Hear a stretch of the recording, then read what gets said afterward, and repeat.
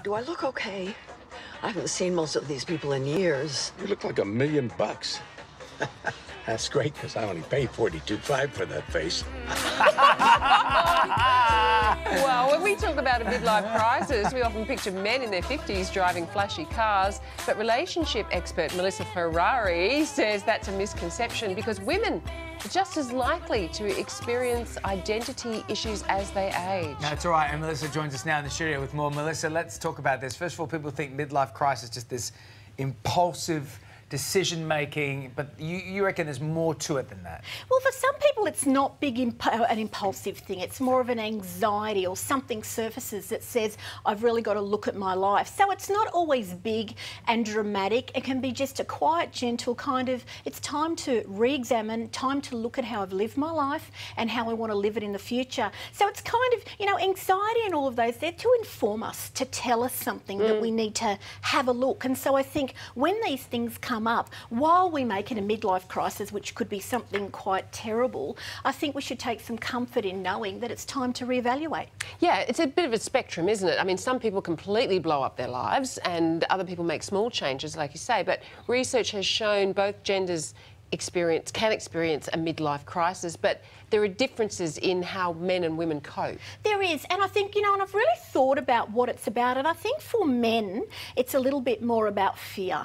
It's kind of like, oh, where am I going? Whatever have I done? I'm getting older. I've got to feel younger. I've got to buy a new car, all of those kind of things. And it's because really it's like I'm not who I used to be. I don't have the same resources, which might be like good looks or whatever that I've had in the past. Whereas for women, I think it's a little bit more about letting go, you know. Children have often left and there's that empty nest syndrome, so there can be a bit of sadness there, and it can be a number of other things for women, again, about getting older but not feeling, you know, so youthful anymore, and I think that can bring some sadness. So I think there's a lot of emotion that drives it. Are there any signs that we should be looking out for?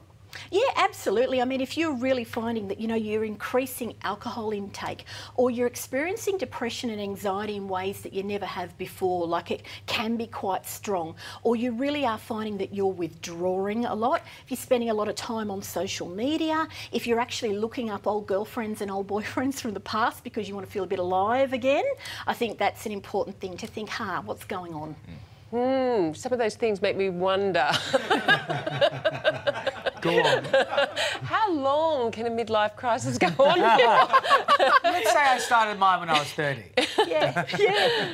Well, I think they can go on for as long as you don't address it. I mean, if you're not being informed on what's really happening and saying, I've got to respond, I've got to do something, if it's quite serious, you've got to go and seek some help, you know. And if you find that it's disrupting your relationship as well, very important to get that addressed, because in my experience, people will hit something like this and they will leave a good relationship prematurely, and it's actually because something needs to be looked at one of the individuals that's showing up in the relationship that needs to be addressed. So one of the most common questions is what do I actually want? New car. In my life. So how do people, how can they figure it out? Well, I think if you really do look at your life and you look at those points where it's like, I wish I had have done this differently, or I wish I could feel like that person that's doing something quite exciting with their life. If you're feeling envy and jealousy and starting to shut down in the face of people that are doing really well, it's giving you information and it's saying, have a look, you know, we can reinvent ourselves in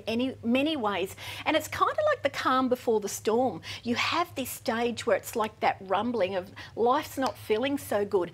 And if we really look at our lives, a great thing normally emerges. I'm going to do that right now. It's right after I call my car dealer. For more information, go to Melissa Ferrari. I want a Ferrari. That's exactly what I want. Ferrari. Yeah, you nailed it. .com.au, Melissa. Thank you, Melissa.